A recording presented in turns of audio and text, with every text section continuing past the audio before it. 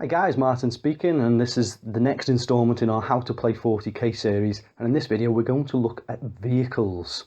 So I brought this in before the assault phase in the playlist, although we will actually talk about assault on vehicles, but more so because there are special shooting rules that apply, and it just seemed to tie in more natural to me for the purposes of recording.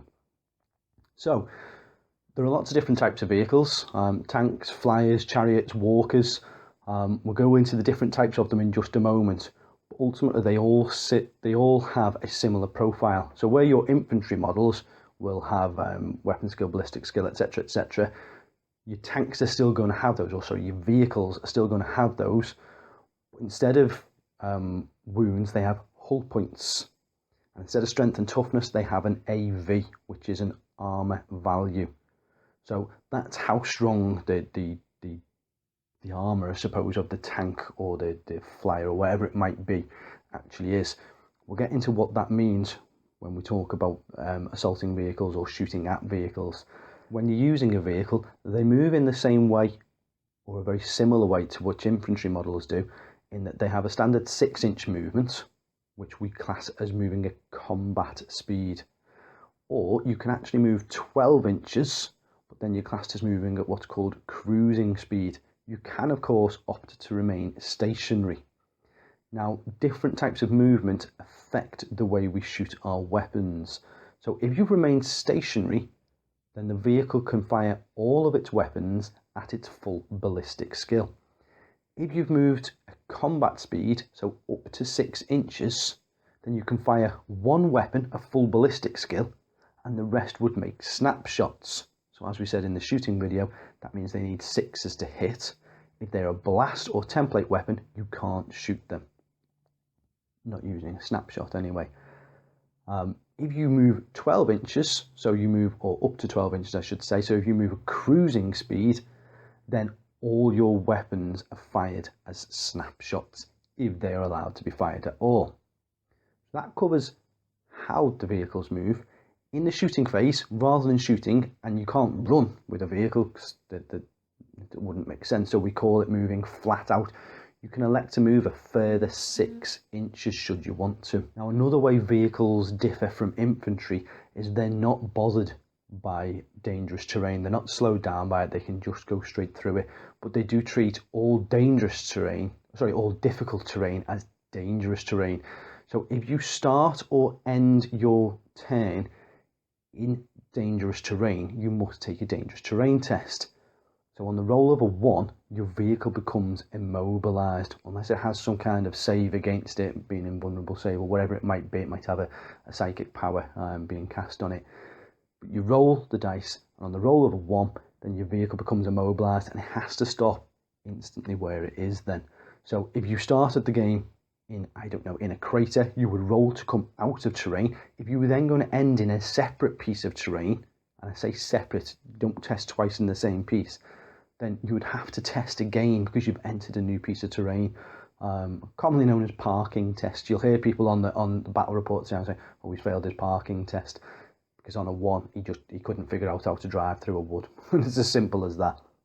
So, like other models in the game, vehicles can also benefit from cover saves. They're much bigger, so it's harder to actually get the cover save.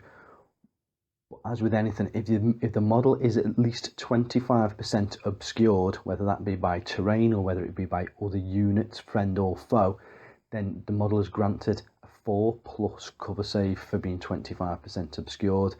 It can still have all the modifiers for things like night fighting and etc, etc, so you can put stealth on top of it. And also, if you pop things like, say, smoke launchers, tanks, especially Space Marine tanks, all have smoke launchers. If you pop your smoke launchers, then that will confer a 5+ cover save. Each of the different types of cover saves will be covered in the terrain video, which will go deeper into cover saves, or obviously you can just refer to the rulebook for them. Now, sometimes we take vehicles in squadrons. This again is a very common theme in Astra Militarum. The Eldar Vipers quite often come in squadrons, and that means that for one unit, instead of just having one tank per se, then you might have 3 in the squadron. Now, they don't have to maintain a 2-inch coherency like an infantry model does. They have to maintain a 4-inch coherency. So they've still got to maintain it, but they've just got that little bit of extra flexibility because they're much bigger models. Should a vehicle get immobilised, then you're allowed to abandon that vehicle and the rest of the squadron can carry on separately. Other than that, they have to stick together. One can move flat out while the others choose not to, as long as they still manage to maintain that 4-inch coherency, and then they adhere to any of the rules for shooting, because as with running, if you've moved flat out, you can't shoot any weapons.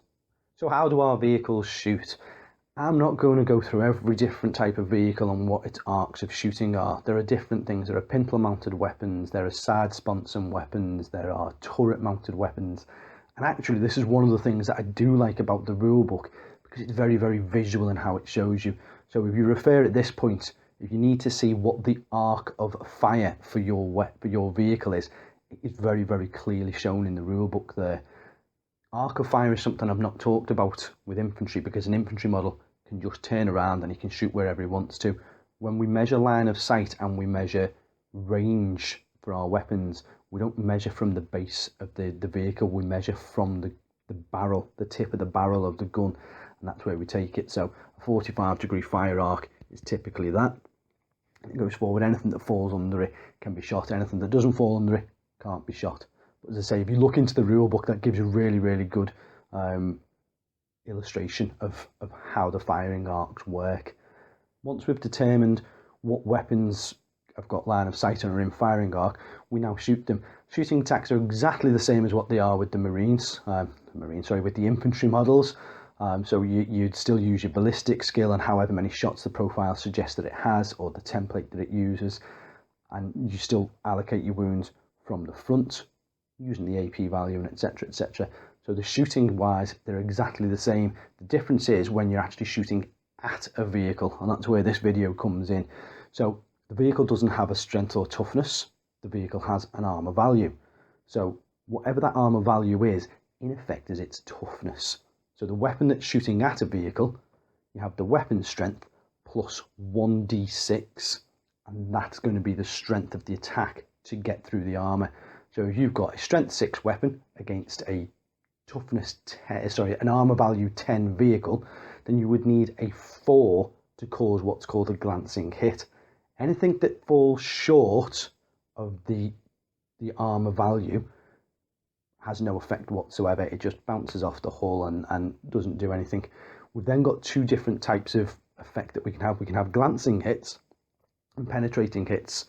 So if you score the exact right number for the armor value, then that would be a glancing hit, and you just remove a hull point if no cover save is made. If you score any higher than the armor value, so in this case we were talking about an armor value of 10 with a weapon of strength 6. So if you scored a 5 or a 6 on your roll, then you get what's called a penetrating hit. You must split these. When your opponent rolls against you, you split your glances and your penetrating hits, because if you're getting any kind of saves, you need to save differently for them. But once you've decided, you then go through to the penetration table, or the vehicle damage table, I think it's actually called, and you roll a d6 for every penetrating hit that has successfully got through. Yeah, locate on the table what that result's going to be. Now there are modifiers. The AP of your weapon, depending on how strong it is, can affect these results. So an AP2 weapon will give you +1 on your vehicle damage table. An AP1 weapon gives you +2 on your damage table. If the vehicle that you're shooting at is open topped, which we'll talk about in a moment, then you would get +1. And that's to suggest that it's a much weaker vehicle, so it's easier to get a critical hit. So you walk through your vehicle damage table and you apply the result to the vehicle, not to the unit. You apply the result to the vehicle. So what is the vehicle damage table? We roll a d6 on the vehicle damage table for as soon as a penetrating hits come through. As I've already said, you instantly take the hull point off and then you apply the result. So 1 to 3 is a crew shaken. So the vehicle can still move, but it can only fire snapshots in the preceding turn. Sorry, in the next turn. If you get a 4, that's a crew stunned, so the vehicle can't move or shoot. On a 5, it's a weapon destroyed, which means that you take a randomly allocated weapon off the vehicle. If it's only got 1, then obviously that's the weapon that's destroyed. If it's got 2, it's 1, 2, 3 is that 1, 4, 5, 6. Random allocation, we've gone through that previously. On a 6, the vehicle is immobilised, which literally means it has to stay exactly still where it is. can't pivot.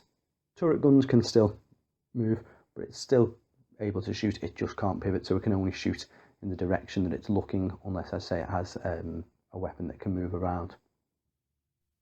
On the roll of a 7, the vehicle explodes. Now, I can instantly hear people saying, well, how do I roll a 7 on a d6? You apply modifiers. If you've got an open top vehicle, that gives a +1 to the result on the damage table. If you've got an AP2 weapon, that gives you a +1 result to the damage table, whereas AP1 gives you a +2 result to the damage table, to suggest how strong and powerful those weapons are. Now, they stack together, so if it was an AP2 weapon and it's open top that you fired against, you would get +2, so you would only need to score a 5 to cause an explosion. What happens if a vehicle explodes? Everybody within the unit that's transported inside instantly takes a strength 4 hit, if there is anybody inside, and those wounds are randomly allocated, so your sergeant or your character isn't necessarily safe anymore.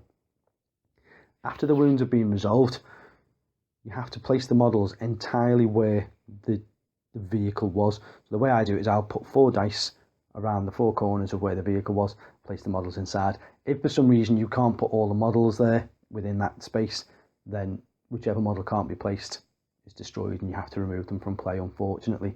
You then have to take a pinning check for the guys that are inside, which is your 2d6 leadership check. If they fail it, that unit is classed as pinned. We'll go into pinning when we get to special rules. Also, with an explode result, you have to see how far the explosion travels. So you roll 1d6, and it's that many inches from every area of the hull. So any other unit, friend or foe, that the explosion catches instantly takes a strength 4 hit. Now, a lot of vehicles have a transport capacity, and it'll clearly tell you in your codex what that transport capacity is.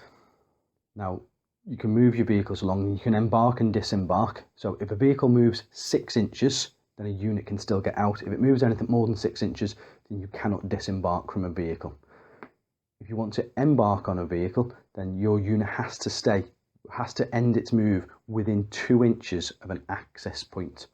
So if you can look obviously where it's modelled for the access point, a Rhino, for example, will have a hatch at the back and 2 doors at the sides. So it's got the 3 access points and you can see where they are. You can move up to a vehicle, embark on it, and then the vehicle can still move. A vehicle can move and then the unit can get inside it. Doesn't matter which way around it happens, as long as if you're going to disembark, as I've just said, you can't move more than 6 inches and then disembark. Other than that, you're free to get on and off your vehicles. Only 1 unit can be in a vehicle at any time, unless it's joined by an independent character, but we'll cover characters in a specific video. Now, when a unit is being transported by a vehicle, they obviously can act in certain ways inside. If the vehicle has fire points, and your codex will tell you how many fire points that vehicle has, then any of the guys that are inside there that have got guns, you can shoot that many guns out that you have fire points. So again, using a Rhino has 2 fire points, so you can shoot 2 weapons out of it. And you would still need to be able to draw a line of sight, etc., etc. from those fire points. You can clearly see where they're modelled onto the actual vehicle itself. At the same time, depending on what you suffer as your vehicle damage result on the vehicle damage table, will depend what affects the crew inside. So on a crew shaken or stunned, so on a 1 to 4 basically, as a result on crew damaged, you have to take a leadership for the guys inside. If they pass the leadership check, then they're absolutely fine. They can still fire at normal ballistic skill. If they fail the leadership check, then they too can only fire snapshots. Right, so now we're going to look at flyers. In essence, these are tanks with wings. That's all they are, but obviously they move slightly different. They have a minimum movement of 18 inches. So when they come on from reserve, they have to come on from the table edge a minimum of 18 inches. They can move over any unit that they want, friend or foe, as long as they can clear the unit. They're not affected by impassable terrain or anything like that, because obviously they're up in the sky, and just have to make sure that the base is always 1 inch away from any enemy models. You can move up to 36 inches as standard. Now they do class this as cruising and combat speed, but it makes no difference because you can still fire 4 weapons at full ballistic skill with a flyer. That now includes that you can fire 4 missiles in the same turn, whereas you only used to be able to fire 2 missiles. You're now allowed to use all 4. You can move flat out, which is 18 to 24 inches further, if you wanted to do so. And it's important to note that you cannot fly off the table on the turn that you have arrived. So you can't come on, shoot somebody, and then fly back off, or for whatever reason you would want to do it. You can, though, on any turn afterwards, just literally, you can make your move and you can fly off the table and you go back into ongoing reserves. Now, to move flyers, it's a little bit different than anything else. Because obviously they're in the sky, it's harder to turn around. They're not acrobats, and as much as we might like them to be able to do loop-the-loops, it's just not happening in 40k, guys. So you can move up to 90 degrees, and then your minimum 18 inches, maximum 36 from where you are. So you have to think carefully about where you come on with your flyer so that you can try and map out how you want to fly around the board, because you've only got that 90-degree turn, unless a special rule gives you something different. Vector Dancer for Eldar flyers comes to mind for that one. Now, all flyers have certain rules that come with them. One of them is jink, or evade, whichever you want to call it, which confers a 4+ cover save. If you jink, though, you are firing snapshots, as you would already know from when we go through the special rules. You've also got Skyfire rule. So if you're flying in the sky, you've got the Skyfire rule, which means you can target other enemy flyers at your normal ballistic skill rather than needing 6s to hit. If you choose to use the Skyfire rule and then you want to shoot ground targets, then you need 6s so that you can hit those. In the exact same way, though, any ground targets find it hard to hit you, so they're going to need to roll 6s to hit you. It's not that they're weapon skill 1, they're not reduced to it, it's just 6s are required to hit any enemy flyers. But then the damage is, if you get the 6, then you would just refer to the damage table as normal. On the note of vehicle damage, if a flyer suffers an immobilized result, you have to roll a d6. On a 1 or 2, the flyer suffers a crash and burn. You put a large blast template over the center of the flyer and you scatter it, and it lands that many inches and causes the relevant damage to the units underneath, which is a strength 10 AP2 hit for anybody that it hits on the ground. If there are any guys inside, if it's a transport flyer, then they're suffering a strength 6 hit inside, the same as it would do for an explodes result. If you roll a 3 or higher, then you just suffer a crew stunned result at that point, which will put you into locked velocity. Locked velocity means that you have to maintain on the course that you were on for that turn, so you can't make any movements, any pivots, and you have to move the same amount of inches that you moved in your last turn. So if you moved 18 inches, you've got to go forward in that same line another 18 inches, but then you're okay the turn after. So what different types of vehicles are there? We've covered vehicles as a standard thing. You can have what's called a heavy vehicle. Now, a heavy vehicle, even if it moves 6 inches, can still fire all of its weapons at its full ballistic skill, but it can never move further than 6 inches, and it can't go flat out. So it can't move at cruising speed, and it can't go flat out in the shooting phase. You've got open-topped vehicles. An open-topped vehicle, we touched on previously, means that you've got full access for your firing unit inside. Everybody can fire. But also, they're always classed as assault vehicles because they're much easier to get out of, which means that you can disembark and charge on the same turn. Now, that's something that I should have mentioned just earlier. If you disembark from a vehicle, you cannot charge the same turn that you've disembarked, unless it is an assault vehicle, and it will say that in its profile on the codex. You then got fast vehicles. Now, a fast vehicle, instead of moving 6 inches flat out, is allowed to move 12 inches flat out. It can also, if it moves at cruising speed, it drops it to, in effect, combat speed. It allows you to shoot 2 weapons at full ballistic skill. Anything other than that, so if you've got 3 weapons, one of them obviously is still at the snapshot. If you move 6 inches, your class is remaining stationary. So you can move 6 inches with a Dark Eldar Ravager and still fire all 3 weapons at full ballistic skill. If you move 12, you can fire 2 at full ballistic skill and 1's only snapshotting. You then got skimmers. Now, skimmers, in effect, are floating vehicles. So they have the same rules as jet bikes and jump infantry, where they can move over things. They don't need to go around them. As long as they wholly finish over an inch away, then you're all right and you can move across with them. They also all have the Jink special rule, so that gives them a 4+ cover save, but would mean they're snapshotting in the next turn. If you've got a fast skimmer, then instead of moving 12 inches flat out, you can actually move 18 inches flat out. So all of a sudden these are very, very, very mobile units. Now, whilst we're talking about skimmers and we've just mentioned flyers, some flyers have the ability to move into what's called hover mode. If a flyer moves into hover, it is treated exactly like a skimmer. Okay, so now we need to talk about walkers. So whether it be a Grey Knight Dread Knight, Space Marine Dreadnought, a Chaos Hellbrute, there are different types of walkers out there in the game. These, generally speaking, are on a base, so you would measure from the base. If they're not, a Soul Grinder, for example, wouldn't necessarily be on a base, then you measure from the hull. They can only move 6 inches. They don't have a combat and cruising speed. They act, in essence, the same as a monstrous creature or an infantry model, with the exception of fire arc. They can still only shoot from a fire arc. They're allowed to move a horizontal with the guns and vertical, but they can't shoot behind them, and they have the fire arc that comes out. Other than that, you resolve the shots as normal. All walkers have the Hammer of Wrath special rule, which we'll cover in the special rules section, but they can declare charges, so they can charge into assault. Now when you are in assault with a walker, you always treat its front armor value. You don't get to attack its rear the way you would do with a normal tank. You assault a tank or another vehicle, you're always attacking against the rear armor, whereas with these you're always attacking against the front armor with a walker. And they get the bonus for the close combat weapons if they've got extra ones.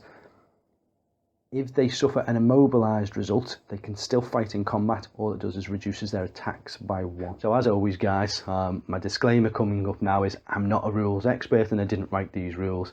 If I've got anything wrong, drop it in the comments below. I'll try and correct it with an annotation or something along those lines. And hopefully you're enjoying the series. As always, hit the like button, hit the subscribe button if you haven't already. Leave some comments for me. And if you can press that share button, and we need to share this out with as many people as we can, let's make it something big, and I'll see you in the next one. Thanks for watching, guys.